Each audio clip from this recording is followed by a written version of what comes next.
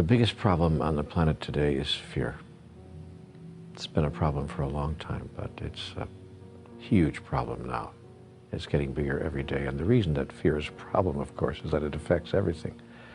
Everything we think and say and do, all the decisions and choices we make, all of our reactions, all of our responses, everything that we're experiencing can come from only one of two places. Conversations with God has made that very clear to me.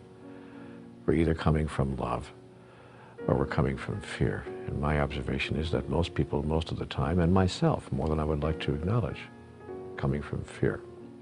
So we have to look at our fears and find out, what is fear anyway? What is it all about? What are we afraid of? And what impact is it having on the choices and decisions and the creations for which we have made ourselves responsible? By the way, that's one of the first fears that there is, the fear of being responsible, the fear of placing ourselves in a position of responsibility for all that we are creating. So fear is the first aspect of the human experience, as I understand it, that we need to work very hard to heal, and I might even say to transform. You transform fear, and you transform the world.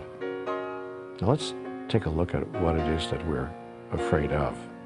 First of all, as I observe it, we're afraid of life itself, and so much that goes on in life. We're afraid of life because we're afraid of death. Conversations with God says that all fear, ultimately, is a fear of death. If you're not afraid to die, then you're not afraid to live. But how can you not be afraid to die?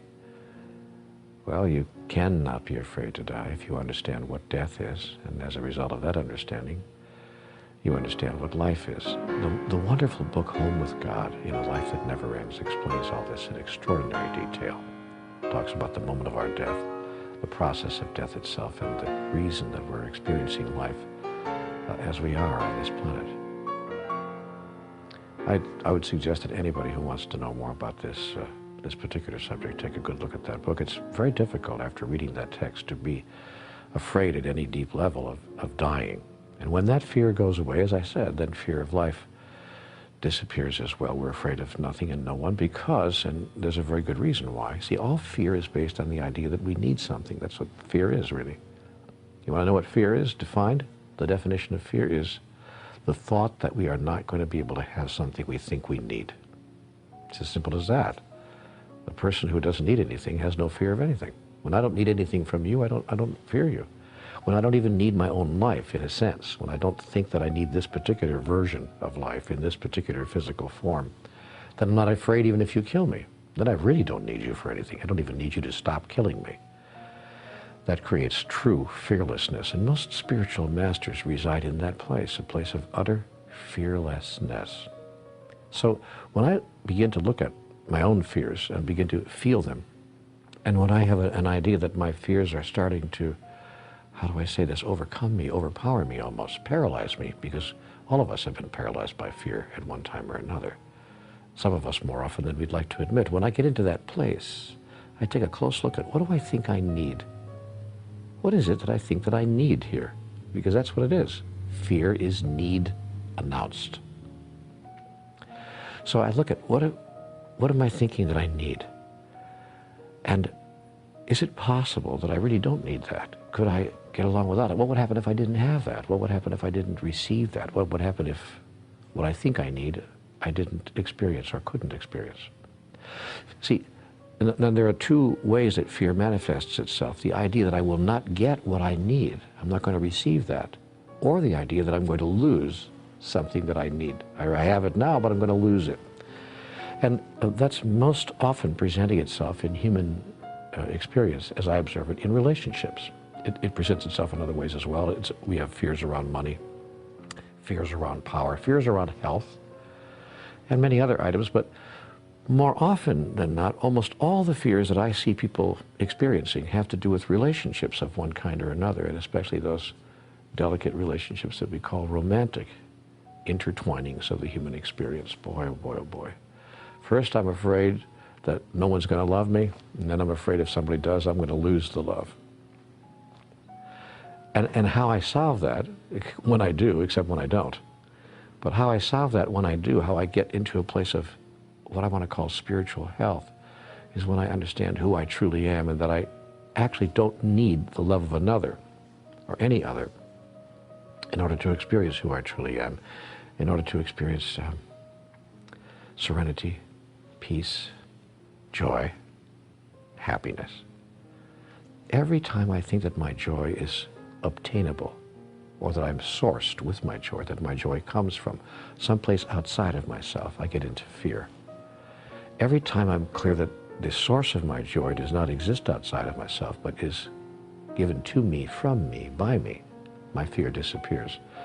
And here's the irony of that. I then become much more attractive to people, and what I was afraid of, that people would walk away from me, in fact, doesn't happen. The reverse happens. People are attracted to me, because all people are attracted to other people who are firm and strong, not arrogant, but aware, and reside deep inside of themselves, because nobody likes to be needed. Because if I feel that you need me so much, then my next fear will be I can't give you what you need, and that's why I'll lose you, you see. So people who present themselves to the world as serene and peaceful and joyful and innately happy, these are people we say are together, they have it together.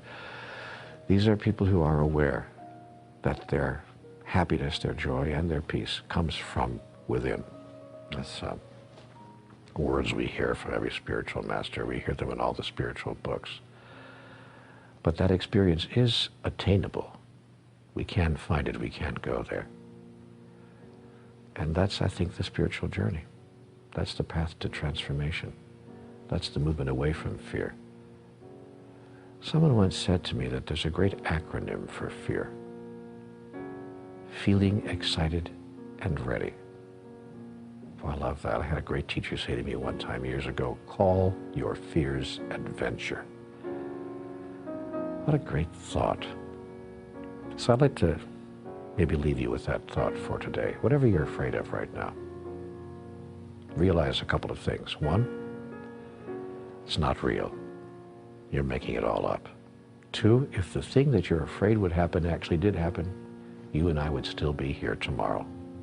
It really would make no difference at all. Unless, of course, you wouldn't be here tomorrow, in which case it absolutely would make no difference at all. Three, if you can call your fears adventure, you'll bring in an energy that will heal the fear, the energy of excitement, the energy of being inspired by life itself. Because life, you see, is a process that informs life about life through the process of life itself. And if you live your life filled with inspiration and excitement, soon there's nothing to be afraid of. And it becomes the great joy it was always intended to be. That's how I see it. That's what my conversations with God told me about fear. I could be wrong, of course, about all of this. But I don't think so.